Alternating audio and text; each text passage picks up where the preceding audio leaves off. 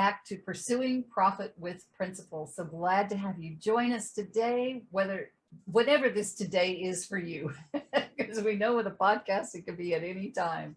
So we're so glad to have you come back and share with us. I have an amazing guest today. I'm so delighted and excited to introduce her to you. So first, let me just welcome you. Welcome, Diane Ralston. How are you today? Hi, I'm great. Yes, I'm excited to chat with you and share a bunch of great content to your listeners. Awesome. So let me tell you a little bit about Diane. She is a very accomplished speaker and coach who works with female leaders and high achievers who don't have time for themselves. Anybody in our audience relate to that? Her systems and processes help her clients to have clarity on what to focus on, the confidence to go for it, and an action plan for tangible steps without feeling overwhelmed.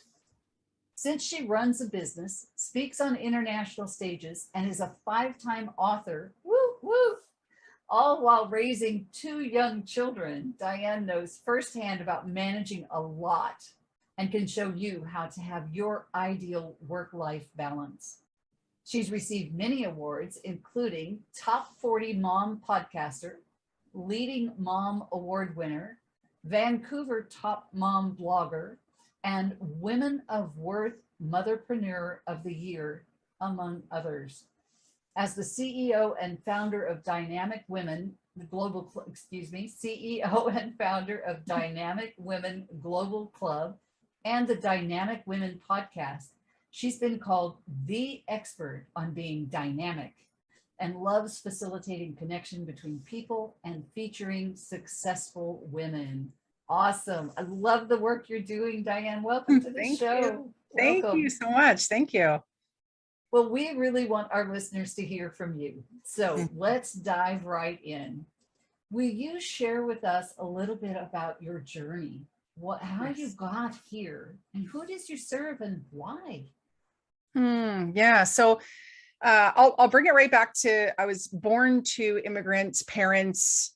I had 2 older brothers. And as I grew up in this like blue collar family, I was learning the value of a dollar, right? I'm sure a lot of people can relate to that, those money stories. But I really had a good upbringing. And what happened, I found in schools, was the teacher would always sit me beside the struggling kid, the new kid, the bullied kid. And in sports, I was often the captain, encouraging my teammates, setting an example. And teachers and these coaches saw in me this ability to lead and help people to belong and then to teach them. But as I grew up, I'm like, what do you do with that as a career, right? Like, what kind of career is that? So I thought, okay, I also was a bit of a talker. I can remember my mom flipping her tea towel over her shoulder, putting hands on her waist and saying, "Oh, Diane, if you could get paid to speak, you're going to be a rich woman." And I didn't know she was making fun of me. She was being prophetic and didn't know it. But the thing is that her words and the teachers and coaches' actions really helped me to see where I could thrive. And so I was like, should I go into journalism, broadcasting? Should I be a teacher? What should I do? And it wasn't until I did end up doing a little bit of both over the years. But what I found was missing was there was this piece that I was kind of force feeding people the information, and I really wanted to pull it out of them, like I was doing when I sat beside those kids or my classmates. And so over the years, I kind of got to a low point in my career, and I just didn't know what to do. And I thought, man, Diane, like, you're a smart woman and you're very successful, but you're not happy. Like, how are you going to be able to figure this out? And it's funny, I jumped onto Craigslist. I don't know if everyone knows about that, but I went onto Craigslist and I typed in like life coach. I started working with this coach, and about 3 months later, I said, I think I want to be a coach. And she said, "Oh, finally." And I was like, "What? You knew?" And she's like, "I knew from like the first few days." And it was such a joy because that was the piece that was missing. And in finding coaching and getting into coaching, I started to see, wow, I need to view life completely different. I need to measure my success differently. Right. Because I don't know if you are, Regina, or your listeners are, but I'm A type, high achieving, very driven. Yes. Right? As entrepreneurs, aren't we all? Yes. Yes. And so that's really what kicked off my career into coaching. I was already speaking, so coaching and speaking, and then it kind of things developed from there. And as you probably heard, or as you read, a lot of my awards have to do with being a woman or being a mom. And so I really feel like I can relate because I basically birthed my business and my first child at the same time. Oh my. Yes, my kids are 7 and 10 now, but I did start my business. I got certified as a coach 3 weeks before I gave birth to my first child. So there we go. Oh my goodness. There we go. And since then I've coached hundreds of women in one-on-one or group programs. I earned my PCC as a coach. I've been honored with awards, as you mentioned. I've actually published 4 books and been in 4 others. As you said, that founded the Dynamic Women Global Club. I've put on like hundreds of events, had this podcast, and done all of these things. And I'm sure you're going to ask me about the struggles I've had because it wasn't all peachy, right? Those are the positive results, but it hasn't been all peachy. Right. I'll say that. So let's talk a little bit about some of those struggles. That's a really, we don't have to go deep, layers deep. No, my coaching client, one of my coaching clients says that getting in a coaching session with me is she just figures she's on the couch. And this is business coaching. Well, the thing is that I joke with my coaches. I have over the years, I've had many coaches, not many like necessarily that I have like one after another, but I keep adding more onto my team of coaches as I want to really develop and achieve more in different areas of life. But I joked with one of them and said, I think I just pay you to hear me cry. And the thing is that as leaders, as high achievers, as business owners, we're often solo. We're often by ourselves. We're not meant to be by ourselves, especially women. However, we are. And so we have no one to bring our mess to. No one to bring our mess to. And that's often what I see in clients is that they're like, they feel alone and they're doing everything and they're holding all this responsibility. They want to get off the hamster wheel. They want to stop like messing up with their priorities, but still having success, or they just sit and feel like something is missing. So you asked me about my struggles. Okay. Let me tell you about a few on the way that I didn't know. Things I didn't know. So there's a time when I make great connections. I make really good friends and someone referred me on to do a talk for this organization. And I was so excited, but then I also had a little bit of fear that came in, and they said, all you need, like it was a done deal. All I needed to do was send them the description of what I was going to talk about. Well, I wasn't sure what to talk about. What did they want me to hear? I don't know. I'm not sure. And all this. And I didn't send anything. And about 6 months later, I'm at a networking event and hello, nice to meet you. I'm so-and-so. And this woman introduces herself and I recognize the name. She was the person I was supposed to send my talk information to, and I didn't. And she said, oh, Diane, yes, I didn't actually hear back from you. And I was, oh, I'm so sorry. Yes, I'll send you that over. And she says, oh, well, I'm no longer the president. And so you'd have to go back through the channels in order to become a speaker. Lost opportunity. Yes. Definitely lost opportunity. Wow. And, going back to my coach around that, it was a fear that I was going to put out the wrong description. Yeah. I also didn't know how to write a proper one-pager at that time. Right. And will it be good enough? All of that came in. And so often, and I'll refer back to like my clients, because I see this all the time. It's that imposter syndrome of like, am I good enough? Yeah. Is someone going to find me out? Even though they could have invited me the next day onto their stage, thrown a topic at me, and I could have wowed them. Yeah. still couldn't Absolutely. do it. And the sad thing is, so many people that I chat with have this situation. They want to go for something and they don't. And so I was absolutely embarrassed, mortified, and then I felt really sad about missing Right. that opportunity. But I think it was really good learning lesson for me to see how much, even though our skills and talents can be there, but how our mindset can really just screw us over. Oh, excellent points. Excellent points. Yeah. I'm laughing, folks, because I've been there, done that. Yeah. And I now, think we all have. and the funny thing, it progressed from that to one of my clients in just she sent me an email asking me to look over her description of her talk, her application. And I helped her with it. I made it all amazing. And when I went to send it back to her, I noticed her PS said, hey, and maybe you want to apply too, and we can both speak at the same conference and have dinner together. Because I met her in Vegas. She became my client. She's in Washington. Right. I was like, that'd be cool. But the deadline was at midnight. This is now 8 o'clock at night. And I thought, oh, I'm not going to be like a breakout speaker. I want to be the keynote. So I put together a proposal for a keynote, just like in those few hours, sent it to them. The next morning, I get an email. Wow, you're exactly what we're looking for. Oh my goodness. They didn't even have a call for keynote speakers. I get on the phone with them that morning.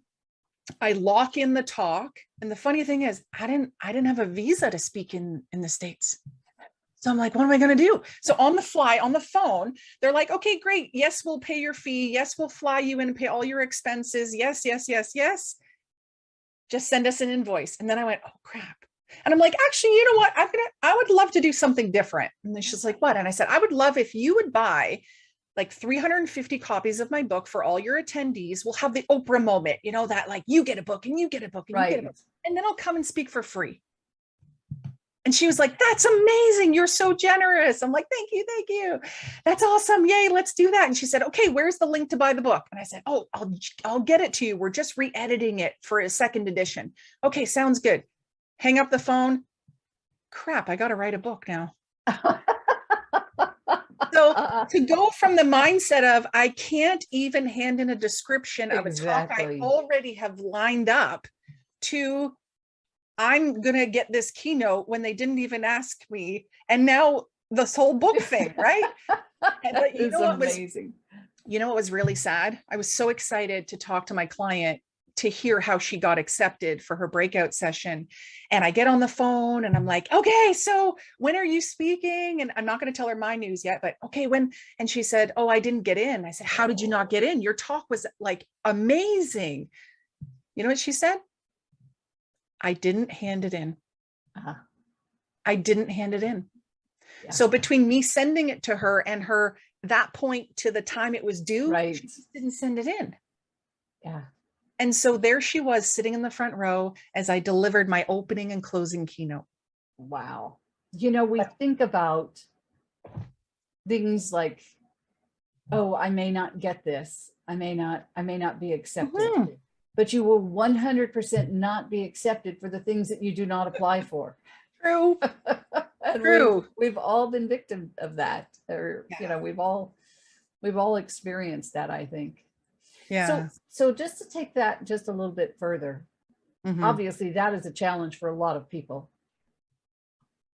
And would you say you've conquered that challenge for the most part? Sounds like you have with that last thing, that, you know, you're willing to step out. You're not missing the opportunities because of inaction. Would you say that's for the most part? For the most part. Okay. But the thing is, every time you achieve a new level of success, like I never thought I'd be where I am today. I never thought I'd have this many books or a podcast or win awards or have high level clients. Like I've never thought of any of this. Right. So as you come to this new level, I'm sure you've experienced this too, new obstacles, new fears. Yes. Or the old fears just come back in a new way. Yes. Yes. Which is pretty annoying. And so, yeah, I had a moment during the past year where there was a conference I thought I would be a great fit for, but in putting in my application, it asked for what my fees were. I reached out to another professional speaker. I'm part of CAPS, Canadian Association of Professional Speakers. I reached out to another speaker who I know spoke at that. And I just asked her, hey, is this conference paying people's full fees? Like, what's going on? Because I was like, I don't know, do I put my full fee? I don't know. Right. Yeah. And she I said, know. yes, they pay full fees. Put your full fee in there, girl. Come on, do it. And I was like, okay. So I put my full fee in. I got shortlisted. In the end, I wasn't chosen, but I'm going to be put on their list for next year. And that was a really great result in my mind. Yeah. And so some of the things I really want people to be thinking about is thinking of these 4 things. Kate, CATE. Okay. C is cheerleaders. You need fans. You need people that are like, going to tell you, you're amazing. Do it. Go for it. Yes. Then you need you need accountability. Yes. Right. You need a coach. You need maybe a mastermind group that are going to be like, you got to do this. Come on. Like you were saying on my podcast about holding feet to the fire. Right. And then you need you need a team. So you need people around you that can really put things into place. So in these different instances now in my business, my team can apply for me to these things, or I can refer to my team to help me with these things. And then E is experts. Because in the beginning, when I didn't know how to put my description together, if I had just asked an expert, how do you do a talk description? That would have been so much easier. So cheerleaders, accountability team, and experts, that's what helps me to kind of shine and be my best, even in moments where I'm fearful or I don't know what to do. That is awesome. Very, very good. You have, I want to sidetrack for just a moment here and go a little different direction and tell on myself. Oh, okay. Because you have a summit coming up. I do. And when you and I first started talking together, I went out to your summit page and I was going to apply for to speak at your summit. And for whatever reasons, a variety of reasons, I believe, but for whatever reasons, it didn't happen. And I didn't apply. And so again, missed opportunity. But I'd like I don't want our listeners to miss out on the opportunity of your summit. Thank you. you. I do want us to talk about your upcoming summit. Yes. And share with them what that's all about. Yes. So it's going to be amazing. Thank you. From what I've read, it's going to be amazing. So let's Thank you. Thank you. Yeah, it's called the Dynamic Women in Leadership Summit. And I know that times are a bit different right now, and everyone needs a little bit of a boost, right? A boost in connection, like connecting with other amazing people. They need to learn the proper tangible techniques on how to and secrets of how to do things. And they also need to be inspired, because sometimes we're just needing a little bit of energy, a little bit of something to kind of be like, okay, that gives me hope.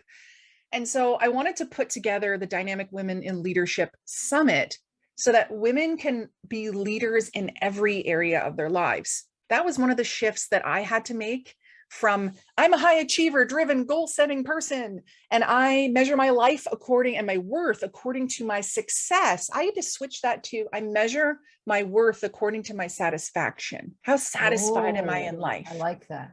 That's a massive switch. And the benefit of that is every single day of your life, you can have some happiness because you're not waiting until that goal happens. Yeah. Or when you're in hard times, you can still look at the area of your life that you're doing well in, or that you at least feel satisfied in.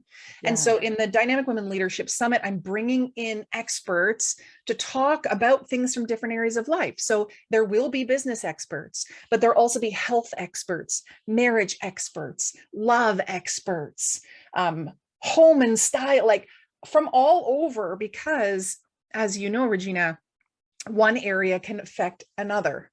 Amen. And I really want people to have that opportunity to be inspired by these speakers, to also have the tangible steps. They're like, okay, cool, I can do that. She said, do step 1, 2, 3. I can go and do that and have success. And also to connect, right? We're meant to belong. Yes. When geese fly together, there's synergy in that V. Yes. That synergy makes it faster to move forward, easier to move forward. The lead changes. So it's not just me speaking all day. Other people get to lead and speak and share. And there'll be times where you can connect with other amazing women so that you can be like, oh, I'm not the only one. And lots of really great things happen. So 2 days, June 3rd and 4th. It is free to attend. They're free tickets, but I do encourage everyone to upgrade to a VIP or an all access VIP so they can get the recordings. Plus, I'm actually shipping a box of gifts to your house. You won't get it in time for the summit, but you're going to get a box of gifts. There's a whole bunch of bonuses with those tickets. So I just encourage people to check that out. Fantastic. That's exciting. And we'll put a note in the comments on that. Thank you. And in the show notes, so folks can go register for that. Fantastic. Awesome. So let's see, where would we like to go here? One of the things that you said just now was not being about the results, right? But about that satisfaction, about enjoying what you're doing. So what are the 3 to 5 myths that listeners need to know about in terms of getting the results that they want? I know that you have some myth busting. That's hard to say. Myth busting. Well, the thing is, it's not your fault, right? So listeners, it's not your fault. Society has programmed you to believe these certain things. Myth number 1, if you want to reach your goals, you need to change yourself. Right? It's always like, how can I be better? I'm not good enough. The number 1 limiting belief is I'm not enough. I'm not good enough. And so rather than change yourself, what if you changed your actions? It's much easier to change and implement a small action than to feel like you have to be a completely different person, because the joy is your skills, talents, mindset, everything about you will evolve and be enhanced by more positive actions. So that's the first one. Change your actions. You don't have to change yourself. Also, a lot of people have been led to believe that you should spend on material things because you can't make back easily what you invest on yourself. But the key is when you invest in yourself, you'll have a better ROI, return on investment, in 2 ways. You invest in yourself, maybe for your business, that is going to help you now transferable skills into every area of life. You may think, how can that happen? Right? Well, if you learn how to create systems in your business, can you then create a system and a process to maybe be healthier? Definitely you can. Plus, when you maybe change professions, that website you had made, that's not going to help you in your new career. However, the skills and talents that you've learned will transfer easily over into this new area. So the greatest return on investment comes when you invest in yourself. Agreed. And the third one that I'll share is that we are led to believe, especially as high achieving, driven women, you can do it all yourself. Or be resourceful, go to Google or YouTube to find the answer. Not so much. So I'll go back to when I talked about Kate, cheerleading, accountability, teammates, and experts. Some of the results my clients have had through those 4 things are things like they doubled their ticket sales for an event. They had the best month ever. They saved $4,000 on a website. They might spend less. They doubled their email list. They tripled their income. They stuck to the plan and got results. They moved pro bono clients into paid clients, or they closed 50% more clients. And so you can, go to YouTube and Google, but if you want to be a smart business owner and you want to get there further faster, right? Just like when people work with you, Regina, they get further faster, easier, because they have had support. Yes. So I'll share 3 myths with you there. Awesome. Those are wonderful myth to bust. Yeah, and it's not our fault, right? We've been led to believe these things, and a lot of people around us are following these beliefs. But we have permission now to change that. Very good. Very good. It's been a pleasure visiting with you today, Diane. I really enjoyed this, and I know our listeners will as well. And maybe we can have you back again another time. That would be wonderful. Yeah. Would love to do that. Always open to that, for sure. Awesome. And thank you for joining us today.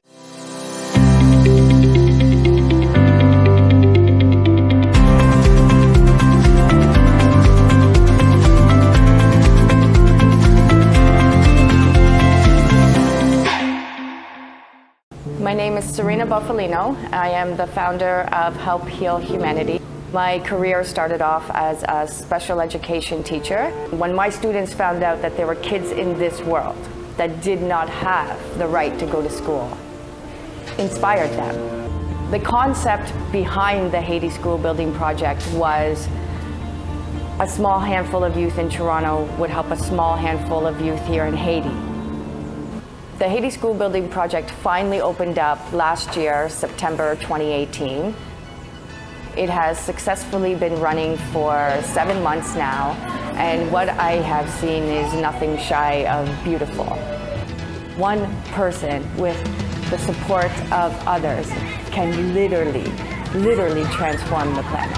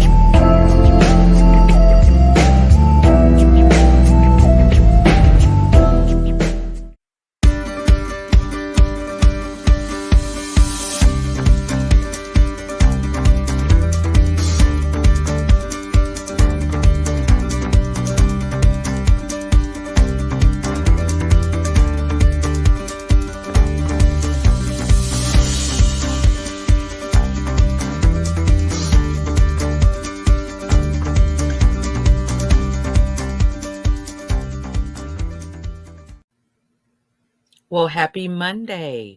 Welcome once again to another episode of Marketing and Mindset with America's Supermom.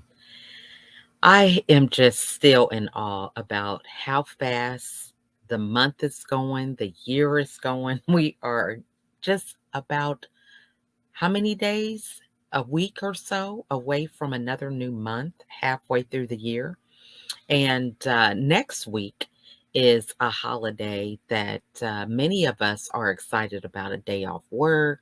A lot of the kids are out of school. It is actually Memorial Day. And so today we're going to be talking about how we can use video in order to build our brand. So I'm excited to introduce myself to you. I am America's Supermom. And one of the things that I believe is really clear about my brand are the colors red, white, and blue.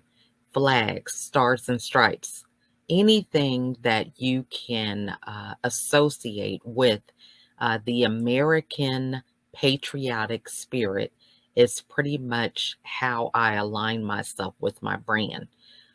There are so many things that really have an impact in my life and business as a result of my American heritage, so to speak. So I recall so much about my journey in life from, quote unquote, the pursuit of the American dream. So I was raised as an only child, as a high achiever. Academics was really the antidote that my parents believed was the most important thing in order for me to be successful in life, because the journey was to do well in school, get a good education, go to college, get a degree, have a career, get married, have 2 kids, live in a house with a white picket fence, a dog and a cat, and life is happily ever after. So that is what I knew growing up. That was the only reality that I pretty much had. And so I really thrived on excelling on that pathway. I constantly was recognized for good grades, honor roll, gifted classes. The list goes on and on, completely to the pursuit of getting my marketing degree in from the School of Business at Indiana University and meeting my husband. So we had somewhat of this non-traditional path. We met in college. He was ahead of me. He had already graduated, and I finished up my schooling as he left. He was also in the military at the time, and pursuing that part of his life, as well as being having accomplished the goal of achieving his bachelor's in history and criminal justice studies. So we met. He already had a child, which that was a whole other thing, because your parents are like, what? He has a kid? You need to find somebody else. That's kind of like the mindset, right? And so we met, we were friends. He was in a class with my roommate, and we just knew each other. Well, he left to go to college, left to go to military school, training school. And so while he was away, he kept in contact and everything. We saw each other when it was spring break, actually, here in Georgia, where we live now. We were in line at a club. Okay. And so we saw each other there. We stayed together the whole night. And it's really funny. My goal is to learn Spanish right now. So we went out to eat with one of his military buddies, because he was actually just like taking a weekend excursion from Alabama. And we happened to be in line at the same time at this club. So one of his people that he was with was Hispanic. And we went out to, I think it was a Denny's, some kind of breakfast place, after that's the only thing that's open. It might have been Waffle House, I don't know. And so he kept talking in Spanish. And so he was talking in Spanish to the people. We were just cracking up about it. But anyway, now here I am.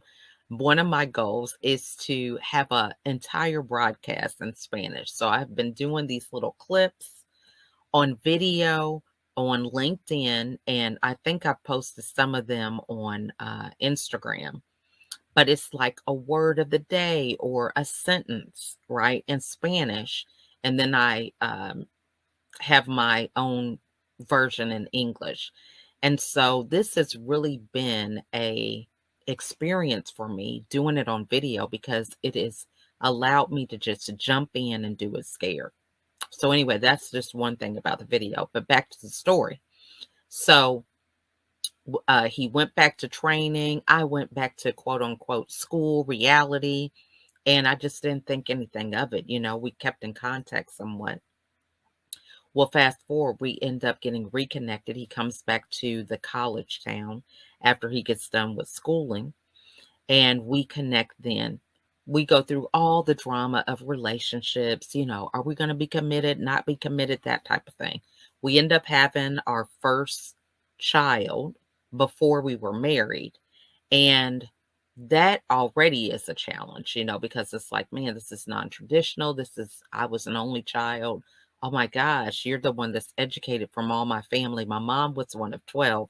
Lots of cousins, aunts who were all pouring into me saying, what is your problem, girl? You were doing so good and all this, because your life is over if you do something out of the plan. So long story short, we had our first daughter before we got married, but we still stayed true to what we believed. We got married and our story was different. We didn't have just 2 kids. We ended up having 15 kids. 10 of them, you guys, are still at home. So that was not the reality that either one of us were anticipating. So, needless to say, this whole life that I had envisioned of going and having this career and having, I do my career, my husband does his, that totally was blown up in smoke because this was not the reality that I was living. And so I just didn't know how to navigate through that. So that really was a catalyst for a lot of my depression because it's like, you had this roadmap. You're so used to things just working out. You get a goal, you do what you have to do to accomplish the goal. And that's all I knew was a whole bunch of goal setting, achieving it, goal setting, achieving it, goal setting, achieving it. When fast forward going into motherhood, parenting, communication, having a goal, not achieving it, because I was realizing that the goals that I was having was for people that I couldn't control. I couldn't control how my kids behave. I couldn't control how they communicated. I couldn't control who they pick for their friends or their behavior and all these different things. So the pressure just continued to mount because I was having these goals that were unrealistic that I really didn't have the control over. And so I just didn't know how to navigate through that. So while everyone else was finding the good things out of life, if you're a parent, you have some trials. You're going through potty training. You're going through staying up in the middle of the night or, friends that are not the best for your kids or, you have to punish your kids because they're being disrespectful. The list goes on and on. Those are the things that we don't focus on. If we focused on those, we would be downtrodden all the time. But that was my reality. I was focusing on all the behind the scenes, all the things that other people didn't see. So when they complimented me, oh my gosh, your kids are so well behaved, or oh my gosh, how are you organized? I mean, I have one kid and I can't get to school on time. Your kids are always here on time. They're dressed, ready to go. They have their backpack. I mean, they just go on with these compliments. And I'm like smiling, and inside I'm telling myself I'm a failure because the checklist that I had didn't measure up. So yeah, those things were done, but I still had 7 more things that didn't get accomplished on my checklist. So the story I'm telling myself, which was louder than anybody else, was that I was a failure because I had these goals, I didn't achieve them. Had these goals and didn't achieve them. So my whole life I was achieving goals, so I didn't know how to navigate through this. I didn't know how to ask for help. I thought it was a sign of weakness. Something was wrong with me. I mean, the list goes on and on. So I hid behind this mask of self doubt, of having fear that I was going to be found out because they're over here complimenting me. But I'm like, what are they talking about? Because I don't have all my laundry done. There's still dishes in the sink. I didn't feed my kids up a home cooked meal this morning. They had cereal. I mean, all these different things were going through my head because I was a stay home mom. I was driving myself up a wall. Well, needless to say, 3 hospitalizations came out of that because the stress just continued to mount because the people were telling me things, but it was not getting through. I was not even internalizing it because what I was saying to myself was louder than what they were saying. So, how does this relate to video?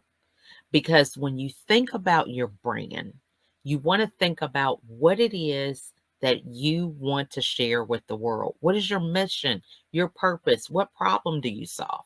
Now, for me, I had to learn how to reframe that dark story because it made me who I am. It made me who I am today, that I'm passionate about sharing strategies. I'm passionate about creating habits. I'm passionate about breaking my goals down small enough that I can achieve them. So now when I look at everything that I have going on, I'm not overwhelmed about it. I don't feel like it has to validate who I am or define who I am. I look at it as play, as something that I enjoy, an opportunity for me to make a difference, an impact. and it doesn't have the pressure that it used to.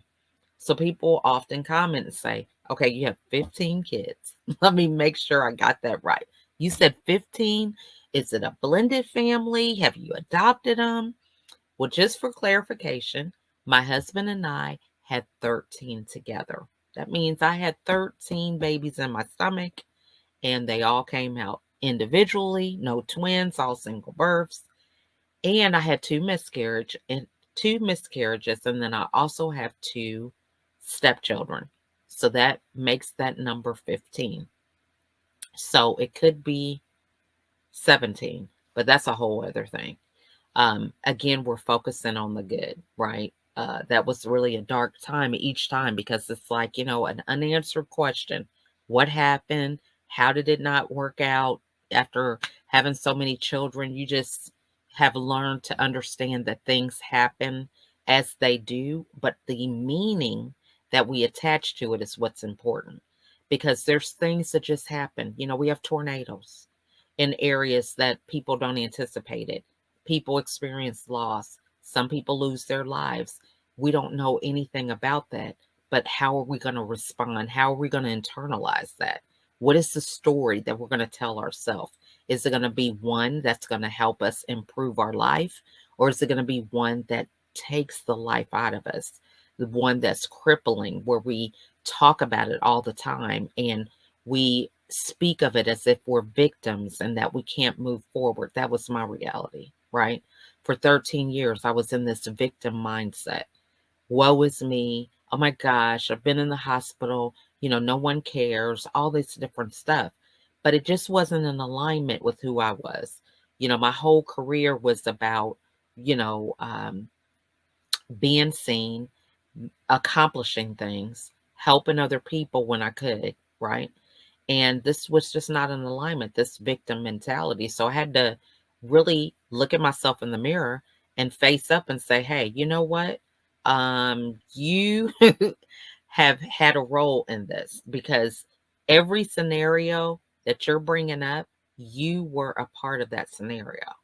So are you going to take ownership of it and accept it, own it, and choose to do something different? Or are you going to keep on being a victim and blaming other people so that you don't have to make a decision to do something different?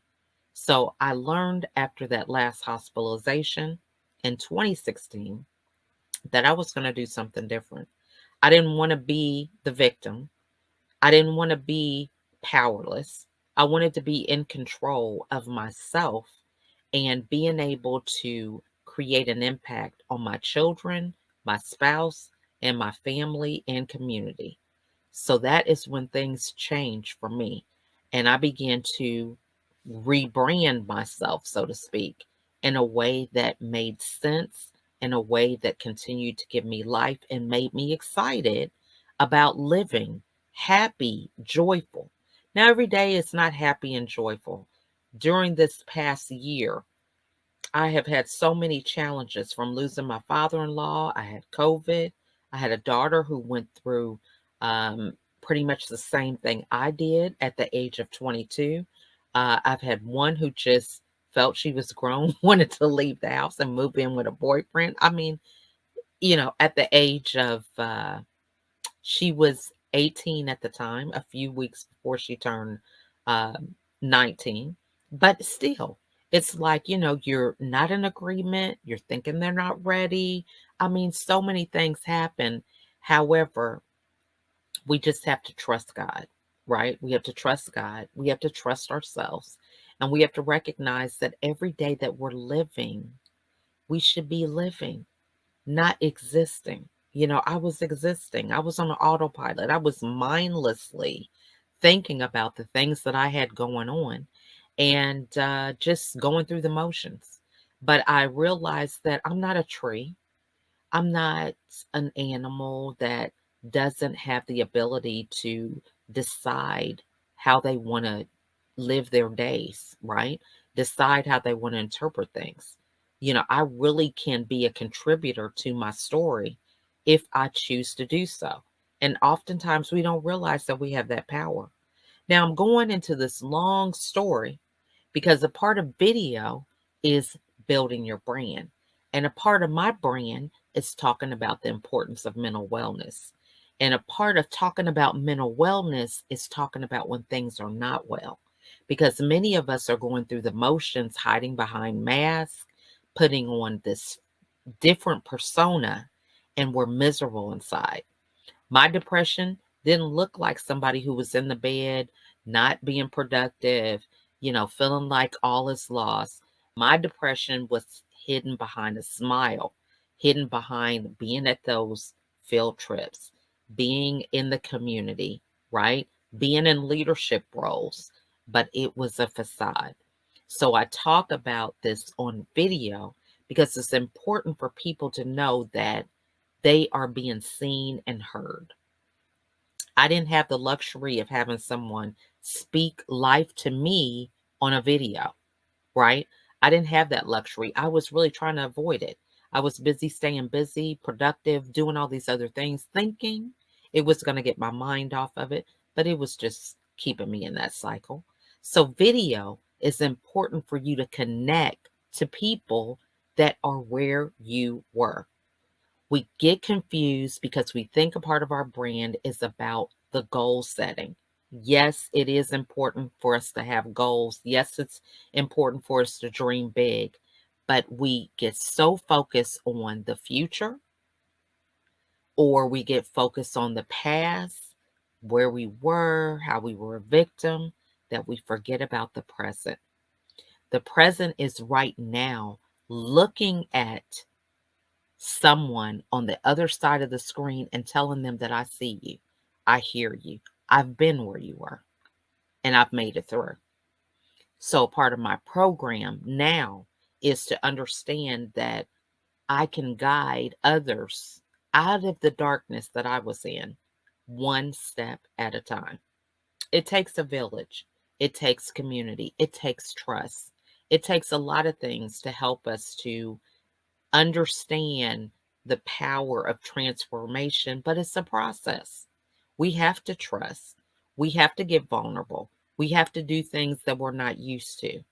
And it begins by creating this connection and relationship now on video because we've had COVID. But we can also have these connections in person as we get back to some state of pre-COVID. I'm not even going to say normalcy because what is that? Okay, I know my life is not normal. It is an adventure every day from the time I wake up to the time I go to bed. It is always something new. I was raised an only child. It was quiet in the house. You have like 4 or 5 dishes in the sink. Now it's like you leave the room for 10 minutes, you come back and it's like, what happened in here? Like a tornado went through your kitchen, and it is so many things going on. Same thing. Someone just takes their shoes off the door, off at the door. It's not just one pair of shoes. It is like 20, right? They might have a friend, or maybe they have 2 pairs of shoes. They've got their flip flops because they've been out playing in water. Next thing you know, they got their tennis shoes. I mean, it's just crazy. So I say all that to say video is a very important tool that we can use to share our story, to tell about the problem that we solve. The problem is those that are not mentally well. I have strategies. I have things that you can put in your toolbox so that you can overcome some of these challenges, because you're going to continue to have them, right? We're going to continue to have challenges. We're going to continue to have things happen that are out of our control. But how are we going to respond? What's going to be our toolkit? What's going to be in our toolkit for us to think the filters that we need to place? Is this something that I can control? Is this serving me? Do I need to do something different? What research can I do to change this? How can I show up? All these different things we can ask ourselves, right? So that is the power of video. So I say all this to say thank you guys so much for watching. This has been a great dynamic episode. I feel like I've been doing a lot of talking, right? I talk every time, but it's something different when you're telling your story, when you're choosing to be vulnerable, when you're choosing to shed light on something that haunted you for so long. It was just a piece of your life that you just wanted to keep in secret, you wanted to protect, because I don't know why we're thinking that it's serving us, but we're beating ourselves up over this fear that somebody's going to find out. But it's so liberating. That's the thing that's such the paradox, that is liberating to share our story.